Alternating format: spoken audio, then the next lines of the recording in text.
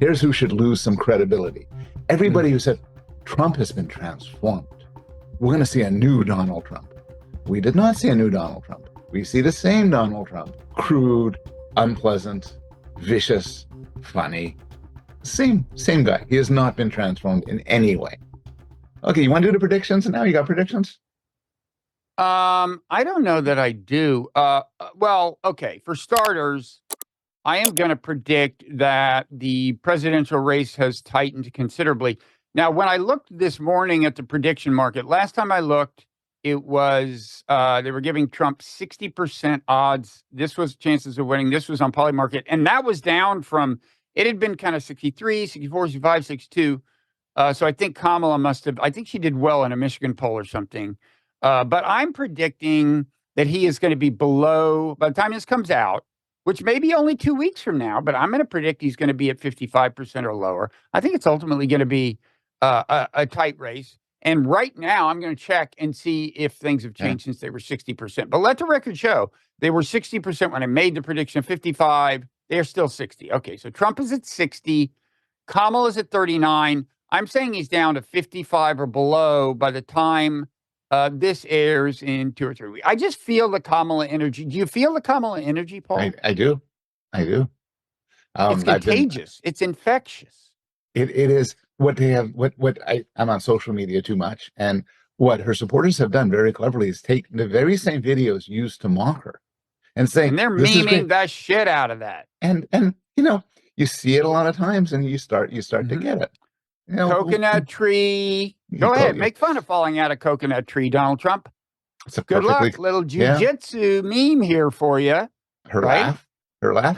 No, I saw a fine. I like her laugh. Her laugh. I saw a clip of her talking to Drew Barrymore, I think. In this mortifying interview. This is not Harris's fault. Where Drew Barrymore leans over and says, "America needs a mama."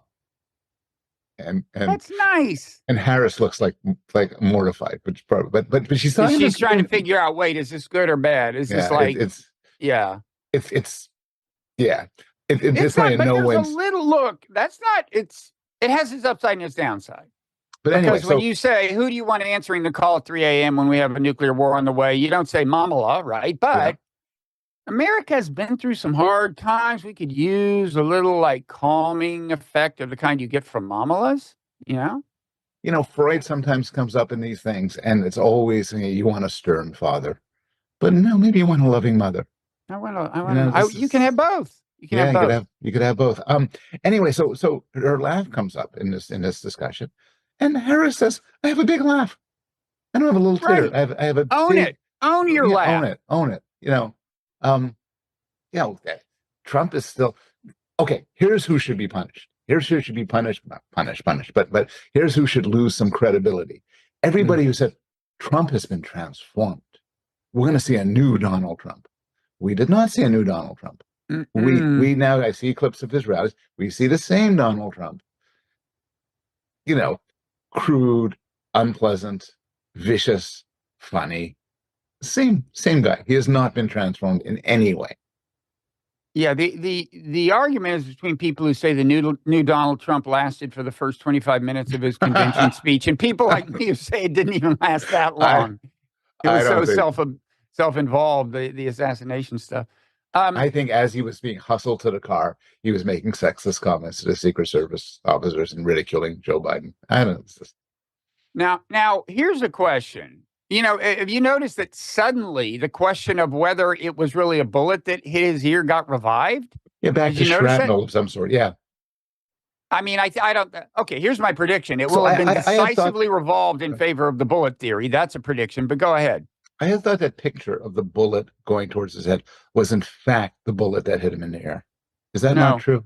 No, because the bullet was past his head. The streak in the New York Times picture is on the other side of his head. You're right. So that seems to be the Times actually in response to the newfound doubts about what hit him, which I guess were raised partly by Christopher Wray, who either is now or was the director of the FBI.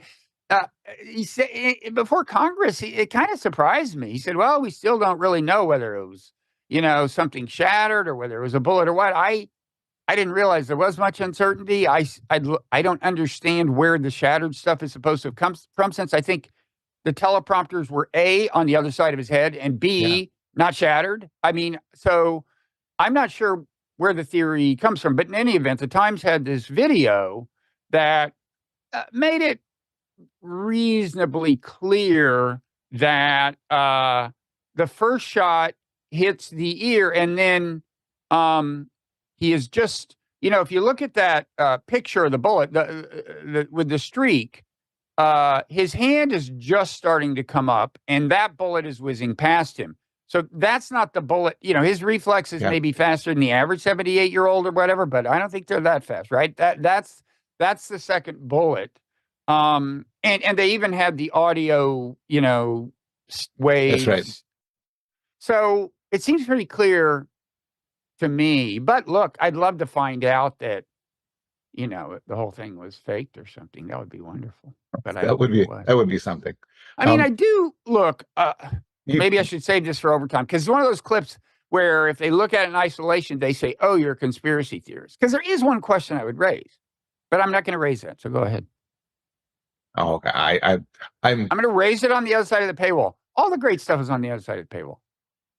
That's our one reason why I'm so happy to talk to you on a regular basis is I get to be on the other side of the paywall. To hear all of the crazy shit. Honestly, for free. You get to follow me there for free, Paul. How many people can say that? It's true. It's true. So I could think of nothing that matters less than whether it was a bullet that went through his hair or a piece of shrapnel. Still an assassination attempt. He still, did his fight. It's still. Yeah. But I guess from a sort of theological point of view, it matters, because there's a narrative that God diverted a bullet. Shrapnel. God diverted shrapnel. God diverted a piece of a teleprompter.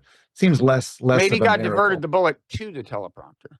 Maybe. Which is a pretty decisive intervention, right? Like you bend the path of a bullet. It's true. It's true. I find we've talked about this before. I find the whole God did this to be, besides the fact it's incoherent, honestly grotesque, given that somebody died. So God saved Donald Trump, but didn't save this firefighter guy. Was God tired? Did God get only one chance to divert something? Well, the answer is God thinks Donald Trump is more important than that's the answer, right? That's the answer. The whole idea that Trump was saved by God is that he's like divinely ordained to do great things. Yeah.